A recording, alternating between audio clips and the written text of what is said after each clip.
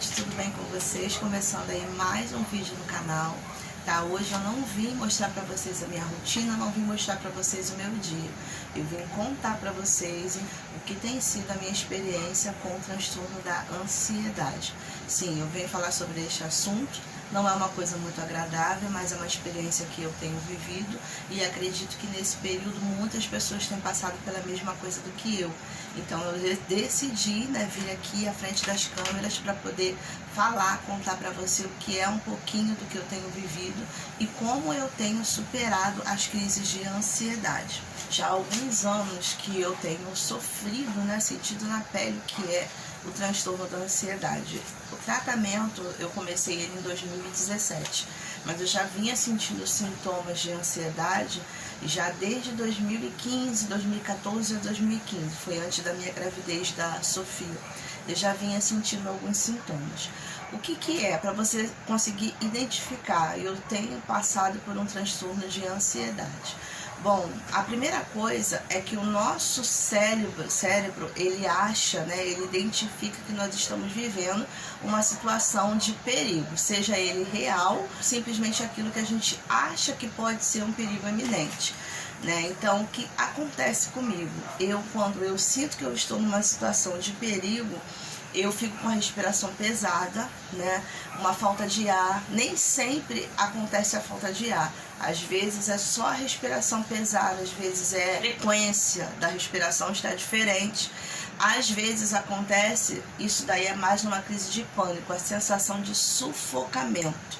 Isso acontece muito comigo, E os músculos, isso eu senti na minha última... de uma forma assim mais evidente na minha última crise de ansiedade. Na realidade foi uma crise de pânico.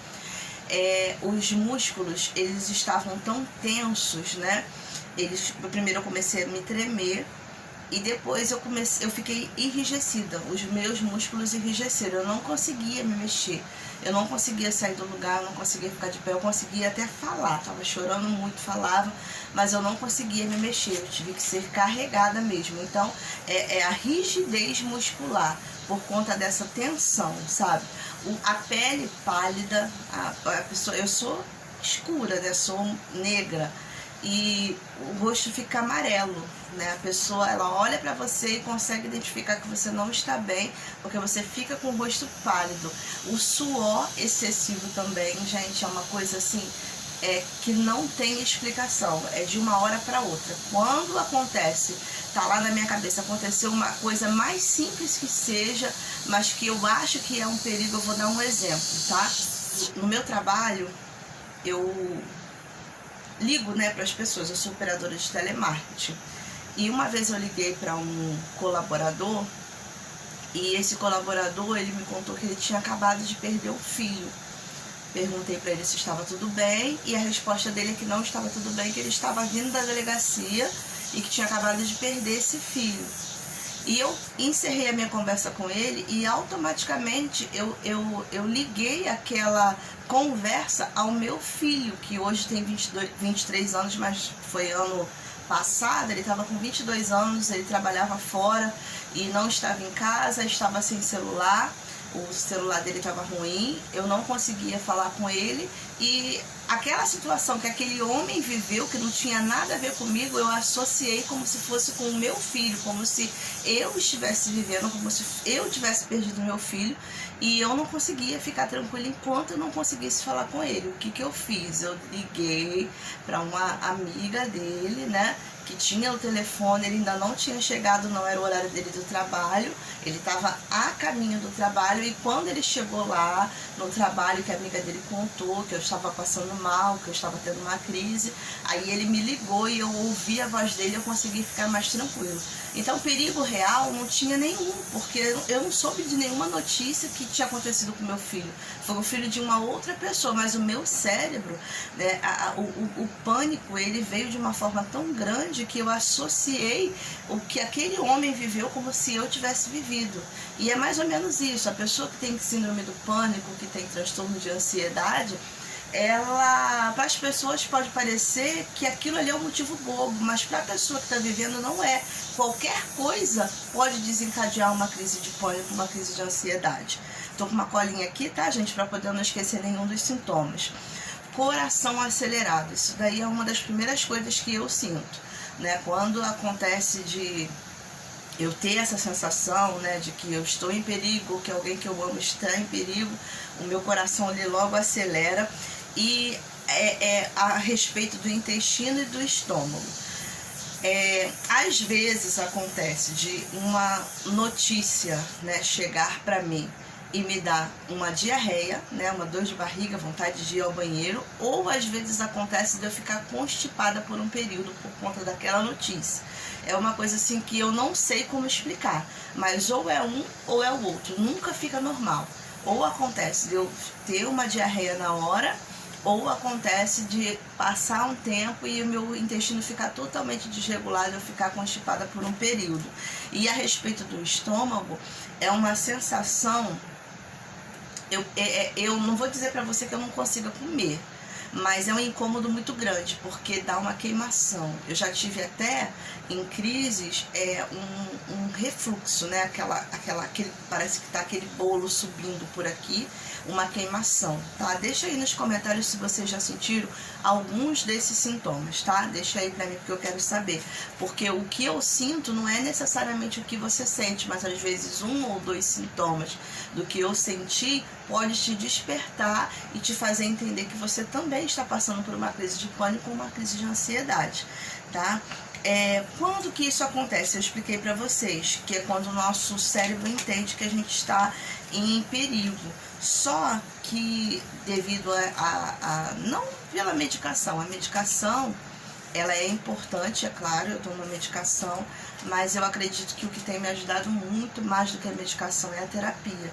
E o que eu aprendi, né, com a minha psicóloga, é que ela falou uma frase para mim e eu guardei aquilo. Luciana, ninguém morre de crise de ansiedade, ninguém morre de ataque de pânico. Então, no momento que você estiver com uma crise de ansiedade, quando você tiver essa sensação, porque parece que você vai morrer, o seu corpo não responde, sabe? A sua mente, você quer pensar coisa positiva, coisa boa, e não vem nada de bom, só vem coisas ruins na sua mente. Então, ela falou pra mim, a primeira coisa que a gente precisa fazer é falando pro nosso cérebro, doutrinando. Teve a primeira crise, você vai ter a segunda, vai ter a terceira, mas você vai falando, ninguém morre de ataque de pânico, ninguém morre de crise de ansiedade. E aí você vai aprendendo, não é a controlar os sintomas, mas é se conhecer. Quando a gente se conhece e a gente percebe um ou dois sintomas, muitas vezes, eu não estou dizendo que é sempre, tá? Mas muitas vezes a gente consegue evitar que uma crise mais extensa aconteça.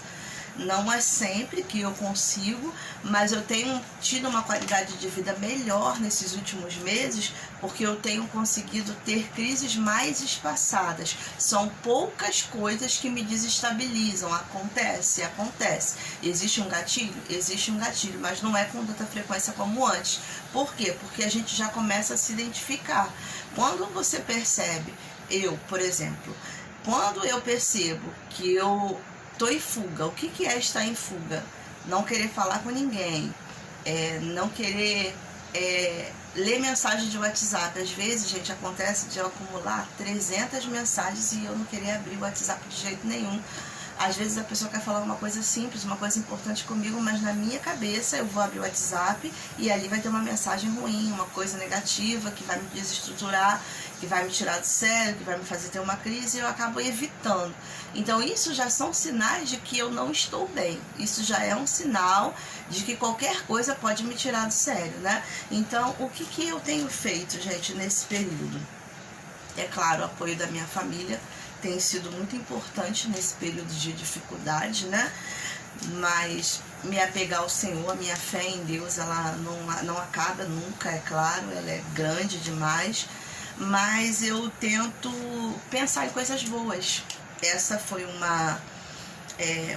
exercício que eu tenho feito No momento da crise mesmo, você fechar os olhos e você tentar substituir esses pensamentos negativos por coisas boas. Tentar pensar positivo. Eu sei, Luciana, você está falando isso porque não é com você. Eu sei que no momento de crise, gente, é quase impossível você conseguir fazer isso. Mas não é impossível. É difícil, mas não é impossível. Então a gente substituir esses pensamentos de morte, esses pensamentos de que não vão dar certo, esses pensamentos de que uma notícia bombástica por uma coisa, não, é uma coisa boa, é uma coisa importante, isso vai ser bom para mim, eu preciso saber, eu preciso estar preparada, isso não é o fim, sempre existe uma solução para tudo, e é isso que eu tenho feito, tá, gente? Então é isso, eu espero que vocês tenham gostado desse vídeo, ficou um pouquinho longo, mas eu precisava explicar para vocês, né? Eu fiz uma live na semana passada e uma pessoa pessoalmente veio me perguntar a respeito disso, falou que não sabia, que eu estava passando por isso, vivendo. E aí eu achei que, assim como essa pessoa falou que se identificou comigo em alguns pontos, eu falei que muitas pessoas em casa também devem estar passando por esse momento difícil, devem ter sintomas parecidos com o meu e o que fazer, gente. Nunca tome medicamento por conta própria, isso daí é fato, você precisa ir ao médico, né? A gente tem hora que a gente precisa de ajuda, que a gente não consegue sozinho. Então, no meu caso, eu fui aconselhada primeiro a ir a uma psicóloga, foi a minha chefe que me mandou ir a uma psicóloga, porque eu estava tendo crise no trabalho. E a psicóloga, ela, na época, ela disse que eu precisava de uma intervenção medicamentosa, precisava de tomar medicamentos. E só quem poderia passar o medicamento era o psiquiatra. Então, da psicóloga eu fui encaminhada para o psiquiatra e aí eu me trato com medicamentos. O que eu tomo hoje não foi de uma hora para outra, foram medicamentos sendo agregados de acordo com os sintomas, foi ajustada a dosagem, sabe, gente? Eu já passei por um período em que eu estava com uma dosagem menor, hoje eu estou com uma dosagem maior da medicação que eu estou tomando, tudo por conta do momento que eu estou vivendo. Se tiver tudo tranquilo, eu tomo uma dosagem de medicamento. Se aconteceu de eu ter uma crise, alguma coisa desse tipo, e o médico achar, como foi dessa última vez, que é necessário aumentar a dosagem, ele vai e aumenta a dosagem da medicação, entendeu? Então é isso, gente. Eu espero que possa ter te ajudado, né? Não deixe de clicar em gostei, se inscrever no canal se você não é inscrito. E eu mostro, né, como é a minha rotina com a minha família, com o trabalho não, porque eu estou afastada pelo INSS. Inclusive, se você quiser que eu faça um vídeo detalhado a respeito disso, dessa minha situação com o INSS, deixe aí nos comentários também. Mas eu mostro como tem sido, né, não só para mim, mas para toda a minha família, as pessoas que me cercam, conviver com esse transtorno de ansiedade, com as crises de pânico que muitas vezes eu passo, tá, gente? Então, beijos, até o próximo vídeo. Tchau!